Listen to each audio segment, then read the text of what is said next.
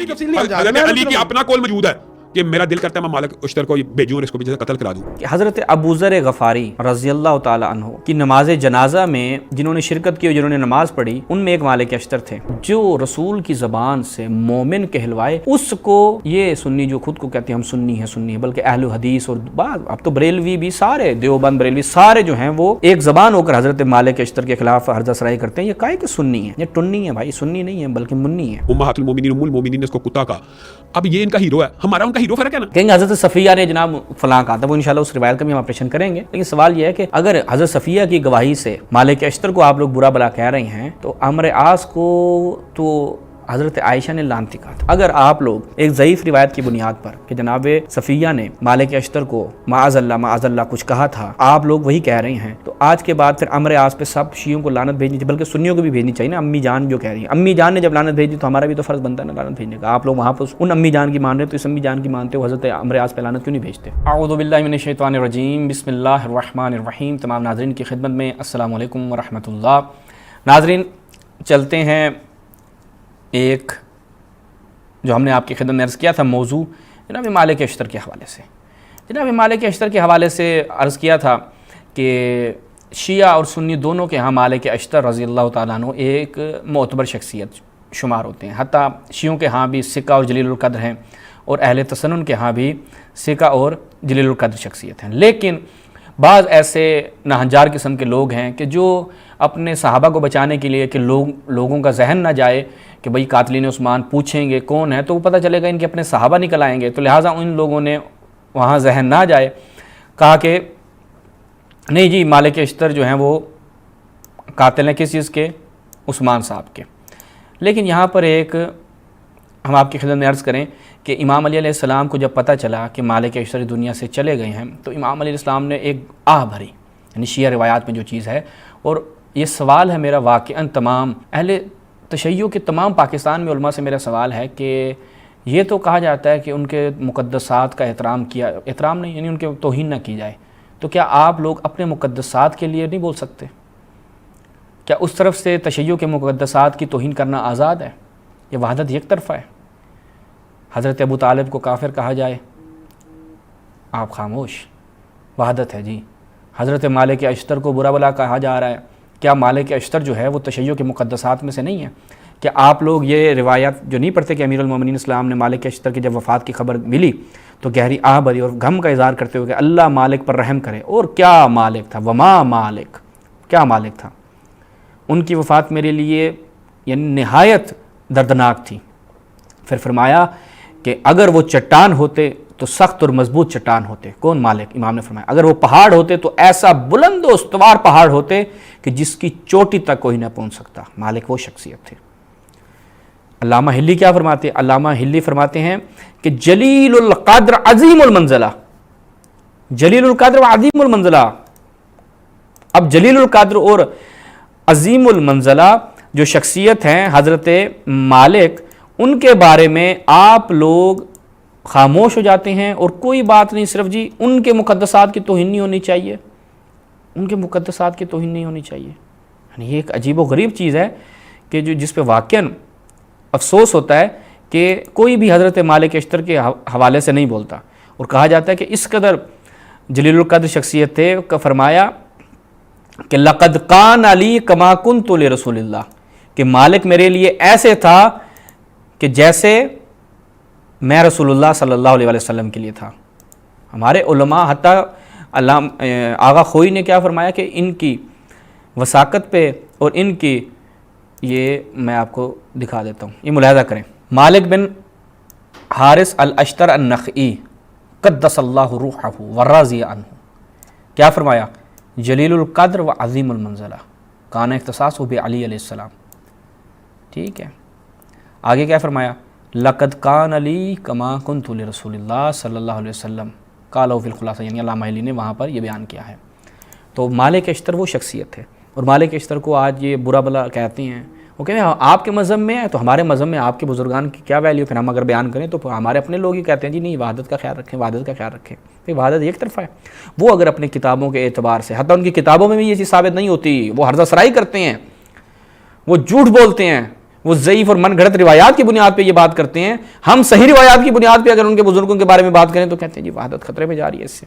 یہ واقعاً افسوس والی بات ہے.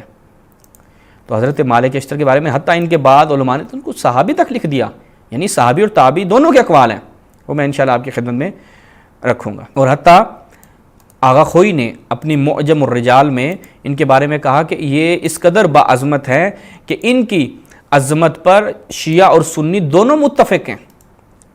شیعہ اور سنی دونوں متفق ہیں, یہ ملاحظہ کریں.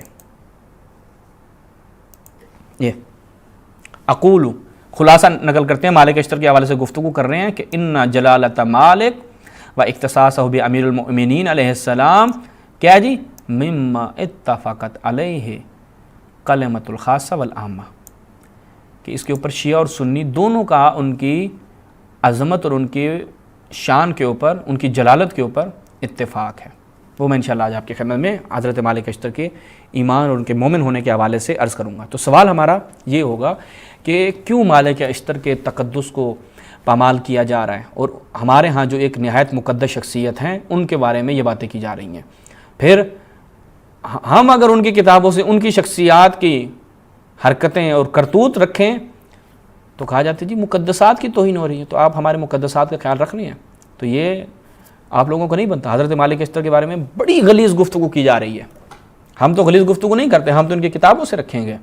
اگر ہم ان کی صحیح مسلم سے پیش کر دیں کہ حضرت عائشہ کو کیا فرمایا رسول اللہ نے, یا عائشہ لا تکونی فاحشہ, تکلیف ہوتی ہے بھائی, کیوں تکلیف ہوتی ہے. اگر ہم قرآن سے پیش کر دیں کہ ان کے بارے میں کہا تھا اللہ تعالیٰ نے قرآن مجید میں کیا فرمایا کہ ان دونوں کے دل ٹیڑے ہو چکے ہیں, رسول کو اذیتیں دینے والی تھی یہ دونوں, اس پہ بھی تکلیف ہوتی ہے. ہم تو قرآن پڑھتے ہیں اور آپ کی بخاری مسلم پڑھتے ہیں, ان کو تکلیف ہو جاتی ہے. اور آپ حضرت مالک اشتر کے بارے میں کیا کہتے ہیں, جبکہ آپ کے اپنے علماء نے اس کے بارے میں کیا بیان کیا ہے, اور رسول اللہ نے جس کو مومن کہا وہ میں آج آپ کی خدمت میں رکھتا ہوں.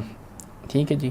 مالک اشتر کے بارے میں ان کے علماء نے لکھا سکہ, یعنی سکہ راوی ہے, کوئی ان کا محدث ایسا نہیں ہے کہ جب وہ مالک اشتر کی بات ہو اور اس کے بارے میں کہہ دے جی یہ تو عثمان کے قاتلین میں سے تھا. بھائی عثمان کے قاتلین کے بارے میں تو آپ لوگوں نے یہ نقل کیا ہے کہ اگر کوئی عثمان کو برا بلا کہے وہ زندیق ہے, تو پھر کیسے مالک اشتر اگر عثمان کا قاتل تھا تو آپ کے علماء, اس سب علماء پہ مغفرہ اور ان کے اوپر واضح ہو گیا آج کے زمانے کے لوگوں پہ کہ جی حتیٰ اس کے بارے میں یہی کہا الب علی عثمان, یہی چیز کہی طلحہ کے بارے میں. میں دکھا دیتا ہوں آپ کو کہ ان کے بارے میں کہا کہ بھائی یہ وہ شخص تھا, میں حتیٰ کہ روایات ہیں صحیح روایات رکھوں گا انشاءاللہ آگے چل کر کہ مالک جو ہے وہ عثمان کے قتل میں شریک نہیں تھے, لیکن ان لوگوں نے اپنے ان صحابہ کو جن کے بارے میں یہی تعبیر آئی تھی کہ الب علی عثمان, یعنی طلحہ وہ تھا کہ جو عثمان کے خلاف لوگوں کو ابھارتا تھا, اور مالک اشتر کے لیے بھی یہی ہے. وہ چونکہ صحابی ہے, وہ جنتی آپ لوگوں نے اپنے ذہن میں بنایا ہوا ہے, عدالت صحابہ آپ لوگوں کی وہاں پر ملیا میٹ ہو جاتی, تو آپ لوگوں نے کیا کیا, نہیں جی مالک اشتر کو ٹارگٹ کرو. اچھا جی. اس کے بعد آپ دیکھتے ہیں کہ ان کے علماء نے کیا بیان کیا, یہی الفاظ کہ اگر لو کان حدیدن لکان قیدن, کہ اگر میں ایک منٹ آپ کے لیے لے کر آتا ہوں کہ مالک لوہا ہوتے, ٹھیک ہے, لو کان حدیدن لکان قیدن, اگر لوہا ہوتے تو مضبوط زنجیر ہوتے, ولو کان حجن لکان سلدا. یہ میں آپ کو ان کے اپنے علماء نے اس چیز کو نقل کیا کہ امیر المؤمنین کس قدر, حتیٰ اعتراف کیا کہ اگر یہ ملاحظہ کریں جی, سیر اعلام نبلہ شمس الدین ذہبی مالک اشتر کے بارے میں بیان کرتے ہیں کہ الب علی عثمان وقاتل وکان ذا فصاحت و بلاغت, کہ عثمان کے خلاف ابھارنے والا تھا, جنگ کرنے والا تھا. شاہد صفین مع علی, علی کے ساتھ صفین میں تھا. اس کے بعد آخر میں کیا کہتے ہیں کہ جب مالک کا پتہ چلا کہ مالک اس دنیا سے جا چکے, انا للہ پڑھا, مالک وما مالک حل موجود مثل ذالک, مالک وما مالک وحل موجود مثل ذالک, مالک جیسا کوئی ہو سکتا ہے. پھر آگے جو جملات بیان کیے یہ آپ کے اپنے علماء بیان کر رہے ہیں اس کو, یعنی مالک کی شان, یعنی جب ترجمہ کر رہے ہیں اس کا تو اس چیز کو بیان کر رہے ہیں, اور آپ کے علماء نے تصحیح کیا یہ مطلب صحیح بھی ہے مولا علیہ السلام سے, اور کہا کہ علی کا عمل بتاتا ہے. کیسے, وہ میں آپ کی خدمت میں رکھتا ہوں. کہا کہ ہادہ اصح, ان کے اپنے علماء نے اس چیز کا اعتراف کیا ہے. جاؤ اپنے علماء سے لڑو نا. آپ کے علماء نے مالک کی شان و منزلت کے حوالے سے جو بیان کیا ہے وہ ہم آپ کی خدمت میں رکھ رہے ہیں. اس کی تصحیح کیا کہ مولا علیہ السلام نے جب اس کو مصر کا گورنر بنایا, یہ ملاحظہ کریں. اچھا, کہا کہ جب مالک کا پتہ چلا انا للہ و انا الیہ راجعون, مالک و مالک و حل موجود مثل ذالک, آگے کہتے ہیں علی مثلہ فلتبک البواکی، ایسے یعنی ایسی شخصیت کے لیے گریہ کیا جانا چاہیے. اور کہتے ہیں وہذا اصح، ابن اسیر کہتے ہیں اور یہی صحیح ہے. کیوں؟ لأنہ لو کان قارہا لہ لم یولہ مصر، کہ اگر علی اس سے کراہت رکھتے تو علی اس کو مصر کا گورنر نہ بناتے، علی اس کو مصر کا، اور یہی صحیح ہے. یعنی علی، یہ جملے جو علی کے ہیں یہ صحیح ہیں. کیوں؟ اس کی دلیل یہ ہے کہ علی نے اس کو مصر کا گورنر بنایا. اگر علی اس سے مالک سے کراہت رکھتے تو کبھی ایسا نہ کرتے. یہ اس کو آپ کے کئی علماء نے اس کو بیان کیا ہے، میں اور بھی علماء سے دکھاتا ہوں آپ کو اس حوالے سے. اس کے علاوہ آپ دیکھیے گا کہ یہی الفاظ یہ جو میں نے تاریخ کامل ابن اسیر سے بیان کیے، ابو عبداللہ مالکی وہ کیا کہتا ہے؟ وہ کہتا ہے ہاں جی کہ اگر مالک سے علی کراہت کرتے تو کبھی بھی یہ تمہید بیان یہ ملاحظہ کریں. مالک اشتر کے مقتل کو بیان کر رہے ہیں کہ مالک اشتر کو جب قتل کیا گیا، کہا کہ جب علی کے پاس خبر پہنچی تو مولا علیہ السلام نے اس کے لیے کیا وہ کہتے ہیں کہ ھذا ھو الصحیح لأنہ لو کان قارہا لہ، اگر یہ بات صحیح نہ ہوتی تو اگر علی و مالک سے کراہت کرتے تو کبھی بھی اس کو مصر کا گورنر نہ بناتے، کبھی بھی اس کو مصر کا گورنر نہ بناتے. اور یہی وجہ ہے کہ آپ کے علماء نے جب کتابیں لکھی تو اس میں کوشش کی کہ معاویہ کے بارے میں جو کہا جاتا ہے کہ مالک اشتر کو یہ قتل کرنے والا تھا اس کا انکار کیا، کہا کہ اس حوالے سے کوئی روایت صحیح نہیں ہے. سوال، اگر مالک اشتر عثمان کا قاتل تھا تو پھر آپ کے علماء کو قبول کرنا چاہیے تھا کہ ہاں مالک اشتر کا قاتل معاویہ ہے، اس نے تو عثمان کا قصاص لیا ہے، کوئی قدغن نہیں آنی تھی. لیکن آپ کے علماء نے اس سے بھاگنے کی کوشش کی ہے، وہ میں آپ کی خدمت میں رکھتا ہوں کہ آپ کے علماء نے کہا نہیں جی. اب اس کے علاوہ میں آپ کی خدمت میں رکھوں کہ مالک اشتر کے بارے میں کیا فرمایا.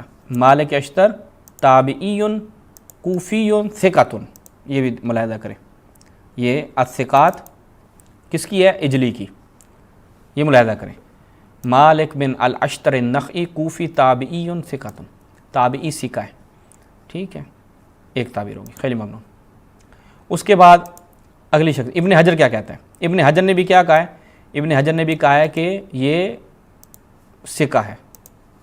وہ لکھ دیتا نا کہ نہیں بھائی یہ تو عثمان کا قاتل ہے، اس کو صفیہ نے، جناب صفیہ نے یہ کہا ہے، فلاں کہا ہے، فلاں کہا ہے. نہیں لکھا نا. یہ ملاحظہ کریں تقریب التہذیب، یہاں پر کیا لکھتے ہیں؟ مالک ابن الحارث الملقب بالاشتر کیا ہے؟ ثقۃ من الثانیہ، ثقہ ہے. کہاں لکھا ہے بھائی؟ لکھا ہے کہ کہیں مجھے تو نظر نہیں آ رہا ہے. لکھا ہے جی یہ عثمان کا قاتل تھا. بھائی عثمان کا قاتل تھا تو پھر کیا کر رہے ہیں یہاں پہ؟ حتیٰ میں ایک یہ ملاحظہ کیجئے، ان کے علماء نے یہ بڑی زبردست بات لکھی ہے. یہ تہذیب الکمال ہے، دکتر بشار عواد معروف. کیا لکھا؟ مالک بن حارث کان من شیعت علی، لکھنا چاہیے تھا کان من قتلۃ العثمان، یا اس طرح کی عبارت ہونی چاہیے تھی کہ یہ عثمان کے قاتلین میں سے تھا. لیکن کیا لکھا؟ کان من شیعت علی، علی کے شیعوں میں سے تھا. محمد بن سعد نے طبقہ اولیٰ میں تابعین کے نقل کیا ہے. اجلی کہتا ہے کوفی تابعین ثقہ. ابن حبان نے ثقات میں نقل کیا ہے کان ممن سعی فی الفتنہ وعلب علی عثمان، فقط اتنا نہیں لکھا قاتلین عثمان میں سے تھا، ابھارنے والوں میں سے تھا. وہ تو طلحہ بھی تھا، وہ حضرت عمار یاسر بھی تھے، سب تھے. اب یہاں پر دیکھیں، کہتے ہیں بشار آباد کیا کہتے ہیں؟ ان صح انہ شارک فی حصار عثمان وعان علی قتلہ، اگر یہ چیز ثابت ہو جائے، وہ بھی کہہ رہا ہے کہ صحیح نہیں ہے، یعنی بشار آباد کے نزدیک بھی یہ چیز ثابت نہیں ہے، ورنہ وہ بالقطع بالیقین بالجزم کہتا کہ ہاں یہ تو قاتل عثمان میں سے، اس سے کیا روایت لی جانی تھی. وہ کہتے ہیں اگر یہ صحیح ہے کہ یہ عثمان کے قتل میں شریک تھا تو اس کی روایت نہیں لی جائے گی، ولا اکرامہ، اس کی کوئی عزت نہیں ہے. جبکہ آپ کے علماء نے اس کو کہا کہ ثقہ ہے، تابعی ہے، کان من شیعت علی. یعنی خود بشار آباد معروف کے جملے بتاتے ہیں کہ وہ اس چیز پر. اور دیکھیں بعض احناف میں سے جیسے ایک محمد بن احمد بن ایاس حنفی المصری بدع الظہور فی وقاء الدہور، اس میں کیا نقل کرتے ہیں؟ یہ 7ویں 8ویں صدی کے غالباً ہیں. وکانا من الصحابہ، مالک اشتر کے بارے میں کیا کہتے ہیں؟ وکانا من الصحابہ. یعنی بعض علماء نے، اب صحیح یا غلط ہے ان کا جا کے گریبان پکڑو، بعض نے تابعین میں کانا من شیعت علی لکھا اور ثقہ کہا، حتیٰ کسی نے نہیں لکھا کہ یہ عثمان کے قاتلین میں سے تھا. لیکن ان لوگوں نے اپنی طرف سے شور شرابہ شروع کر دیا کہ جی قاتلین عثمان میں سے تھا، قاتلین عثمان میں سے تھا. تو یہ پہلا نقطہ تھا حضرت مالک اشتر کے حوالے سے. اور جیسا کہ میں نے عرض کیا کہ مالک اشتر کے حوالے سے حتیٰ ان کے اپنے علماء نے کہا کہ کانا من شیعت علی، اب اس کا مومن ہونا ہم آپ کی خدمت میں رکھتے ہیں۔ سب سے پہلے ہم چلتے ہیں کہ حضرت ابوذر غفاری رضی اللہ تعالی عنہ کی نماز جنازہ میں جنہوں نے شرکت کی اور جنہوں نے نماز پڑھی، ان میں ایک مالک اشتر تھے۔ اور پہلے ہم اعتراف دکھاتے ہیں، پھر اس کے اوپر روایت دکھاتے ہیں۔ یہ ملاحظہ کریں، یہ جناب جندب بن جنادہ کے حوالے سے گفتگو کرتے ہیں، جناب جندب بن جنادہ ابوذر الغفاری، ٹھیک ہے، ان کے کہتے ہیں نام کے بارے میں اختلاف ہے۔ اچھا، اس کے بعد کہتے ہیں کہ ابو بکر کی وفات ہو گئی، پھر شام چلے گئے، وہاں پر اس کا معاویہ کے ساتھ مسئلہ ہو گیا، پھر یہ واپس آ گئے، پھر ان کو ربضہ بھیج دیا گیا، فلاں فلاں۔ اب دیکھیے گا وصلی علیہ فمات بہا کے بعد کیا ہے، ربضہ میں ان کی وفات ہو گئی، وصلی علیہ عبداللہ ابن مسعود، عبداللہ ابن مسعود نے نماز پڑھی، ٹھیک ہے، مع نفر الفضلاء من اصحابہ، یعنی جو بافضیلت ان کے اصحاب تھے عبداللہ ابن مسعود کے، جو ان کے ساتھ تھے، منہم حجر بن الادبر یعنی حجر بن عدی، مالک بن حارث الاشتر۔ کون کہہ رہا ہے؟ ابن عبد البر کہہ رہا ہے کہ مالک اشتر تھا کہ جو حضرت ابوذر پہ نماز پڑھنے والا تھا، اور کہا کہ ایک انصار کا جوان تھا، ٹھیک ہے۔ پھر کہا کہ اس بڑی عجیب و غریب بڑی لمبی خبر ہے۔ اب ہم آپ کو وہ روایت دکھاتے ہیں کہ جس میں یہ خبر ہے۔ پہلے ہم وہ پوری روایت پڑھتے ہیں، پھر انشاءاللہ آپ کو اس کی سند دکھائیں۔ المستدرک علی الصحیحین، حضرت ام زر فرماتی ہیں جب ابوذر کی وفات کا وقت قریب آیا تو میں رو پڑی۔ انہوں نے مجھ سے رونے کی وجہ دریافت کی، میں نے کہا میں کیوں نہ روں، تم ایک جنگ بیابان میں فوت ہو رہے ہو، ان حالت میں آپ کے اور میرے پاس اتنا کپڑا بھی نہیں جس سے میں تمہیں کفن دے سکوں، اور تمہاری میت کے لیے کفن تو ضروری ہے۔ انہوں نے کہا تم خوش ہو جاؤ، رونا دھونا بند کرو، کیونکہ میں نے رسول کو یہ فرماتے سنا ہے کہ جن مسلمان ماں باپ کے 2 یا 3 بچے فوت ہو جائیں وہ کبھی دوزخ میں نہیں جائیں گے، اور میں نے رسول کو کچھ لوگوں کے بارے میں یہ فرماتے ہوئے سنا کہ تم میں سے ایک آدمی جنگل بیابان میں فوت ہوگا اور اس کے پاس مسلمان ہوئی۔ اس نے ترجمہ مسلمان کیا، وہاں پہ مومنین ہے، وہ میں دکھاؤں گا آپ کو انشاءاللہ اگلی روایت میں دکھاؤں گا۔ مومنین کی ایک جماعت پہنچے گی، ٹھیک ہے، وہ تمام لوگ آبادیوں میں اور فوت ہوئے، اب صرف میں ہی بچا ہوں، فلاں فلاں۔ اس کے بعد وہاں سے ایک گروہ کا گزر، اور راضی ابو بکر نے کہا کہ تمہیں خوشخبری ہو، میں نے رسول اللہ کو ایک جماعت کے بارے میں یہ فرماتے ہوئے سنا کہ تم میں سے ایک شخص جنگل بیابان میں فوت ہوگا، اور ایک مسلمان جماعت، یہاں پہ بھی کیا ہے، مومن جماعت آئے گی، اس کے پاس آئے گی، اس جماعت کے تمام لوگ آبادیوں میں فوت ہو چکے ہیں، فلاں فلاں فلاں۔ اور یہاں پر کیا ہے کہ یہ لوگ یمن سے تعلق رکھنے والے تھے۔ یہ روایت آپ نے دیکھ لی، یہ مستدرک سے۔ اب میں آپ کو دکھاتا ہوں کہ جناب کہ وہ کون تھے۔ اب اس روایت کی سند کے بارے میں ان کے اپنے علماء نے کیا کہا ہے، وہ میں آپ کو روایت دکھاتا ہوں کہ جناب مالک اشتر جو ہیں وہ ان افراد میں سے تھے، کیونکہ بڑے لوگوں نے کہا کہ جی اس کی کوئی صحیح سند نہیں ہے۔ اب کہ یشہدہ اصابۃ من المؤمنین، یہ روایت جو ہے اور اس کی سند کے بارے میں شعیب النوت نے بھی جو کہا ہے وہ میں آپ کی خدمت میں رکھتا ہوں، ٹھیک ہے جی، کہ مالک اشتر ان افراد میں سے تھا کہ جنہوں نے نماز پڑھی اور کہا کہ وَمِنْهُمْ حجر بن الادبر و مالک بن الاشتر فی نفر کلہم یمان، یہ سب یمنی تھے جنہوں نے ابوذر کے اوپر نماز پڑھی۔ اور رسول اللہ نے بشارت کیا دی تھی کہ روایت یہاں سے شروع ہوتی ہے، ذکر الاخبار عن وصف موت ابی ذر الغفاری رحمہ اللہ، ان مجاہد ان ابراہیم بن اشتر ان ابی ان ام ذر، وہ جو میں روایت پڑھ چکا ہوں۔ اب یہاں پر لما حضرت ابا ذر الوفات، جب ابو ذر کی وفات کا وقت آیا تو وہ رونے لگ گئی۔ کیوں رو رہی ہو؟ کہا کہ بھئی تو آپ ایک زمین پر فوت ہو رہے ہیں، ولیس عندی ثوب، کہ جسے آپ کو کفن دیا جائے۔